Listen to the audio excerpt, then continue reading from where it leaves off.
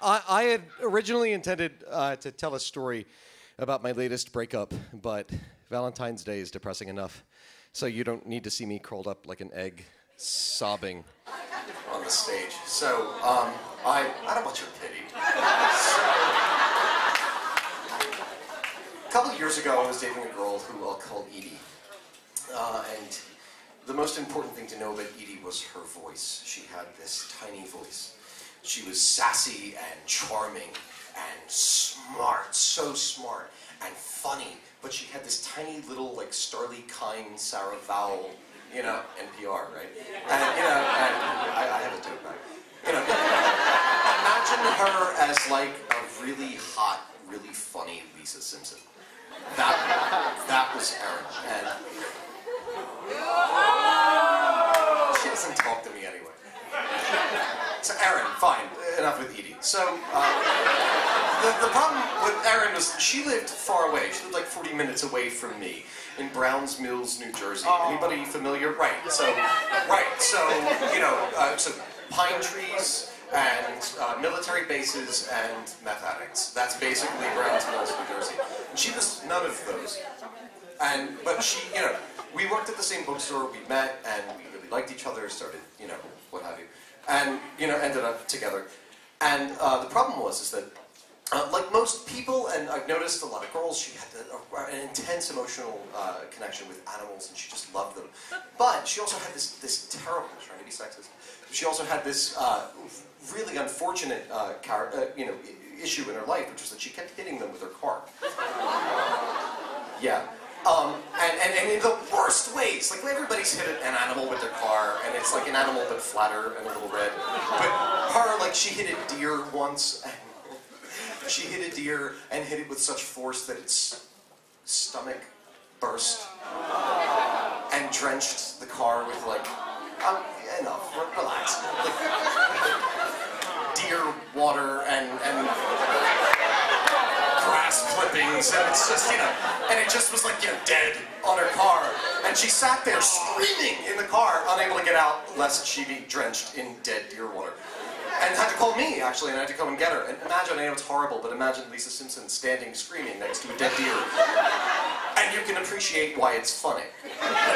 So, she had come to my house, and I had been waiting for her. She had come from work, and she shows up, and she had these big puffy red eyes, like 2 red knots, and she was doing the like, I've been crying thing.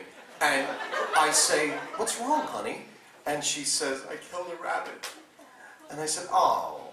And she'd done this a dozen times, and you know, I like rabbits too, but like, get the fuck over it. You know, she'd killed a rabbit, and I'm trying to console her, and she's like, "But what if it had a family?" And I'm like, you know, it's a rabbit. They're like, you know, they're nature's whores. Just like, get over, you know, like, come on, let's, hey, look, put on your pants, let's go, come on.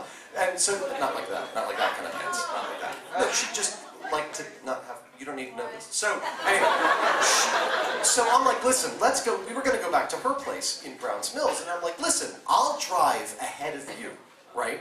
So, yeah, so just, you drive behind me, and it'll be fine. And she goes, okay.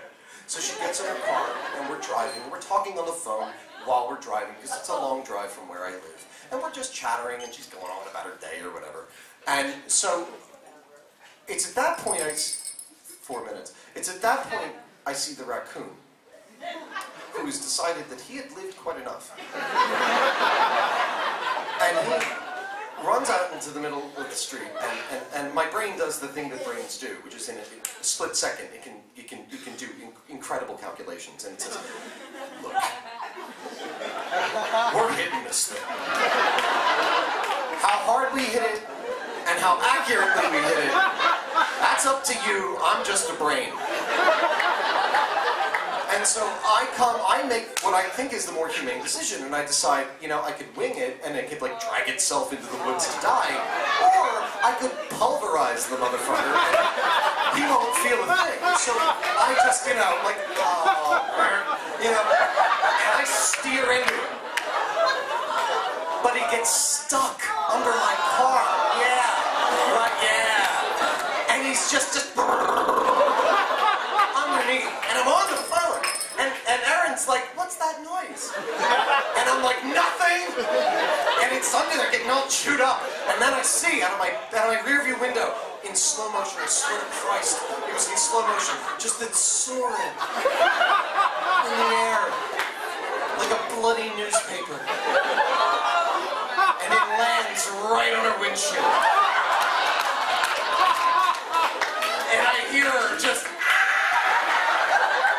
screaming. And then I can't see her because it's dark, but I can see the windshield like this. And it's grabbing the raccoon. And it's like leaving this smear of blood on her windshield. I'm laughing because it's funny. And so we pull over. It's awful. I love the raccoon, fine. But it's fucking funny. And we pull over, and she's sitting in the passenger seat of her car, and shell shock just... right, because I helped facilitate her nightmare. And I now have to get this thing that is just like pulverized off of her windshield, but I'm not touching this thing, because it's a disease bag. So I go into the woods, and I grab a stick, and I go, and I start to just peel it off of her windshield. I know, just jam anyone? And I just peel it off, and I'm carrying it off into the woods to just die. Well, it's quite dead already. And it's at that moment I say, arguably one of the dumbest things I've ever said, and I look at her just stricken and pale, and I go, you know, when you think about it, it's kind of funny.